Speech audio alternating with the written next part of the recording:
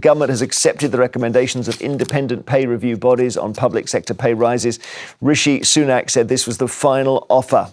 Not prepared to put up people's taxes, and I don't think it would be responsible or right to borrow more, because that would just make inflation worse. So what we have done are two things to find this money.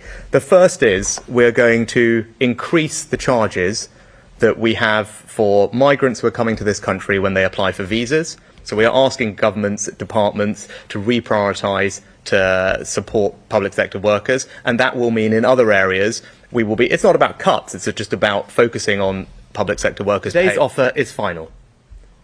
There will be no more talks on pay. We will not negotiate again on this year's settlements, and no amount of strikes will change our decision. Now, we have to look across the public sector to see that just the little variations in pay levels and the way they've been received. So the key figure here is 1 million, right? And that's because there are more than 1 million public sector workers involved, including teachers, police and doctors, and they've been offered, as you just heard, pay rises between 5% and 7%, right? So that's it. And that's from the government. And the question is how they respond. Let's use a traffic light system. Red means we're not accepting it, OK? And we'll start with, who should we start with? Teachers have gone green. So basically 6.5%, this is in England, no strike and money not from existing budgets. They're happy with that, happy enough. Police, 7%. They may not be happy, but they can't strike. Senior civil servants, 5.5%. The unions called it fair. They're good to go.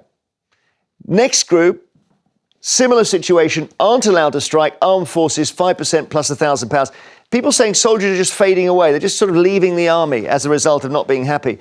Prison officers, again, they can't strike. 7% offer. They're just going to have to accept that or leave the business. The important category here for today's story, and it's a big flashing red light here because they don't accept 6%, and these are the junior doctors. So it's 6% they've been offered plus £1,250 consolidated into their salary, so that would increase pension and so on. But they are not happy and they are going to continue their striking plans.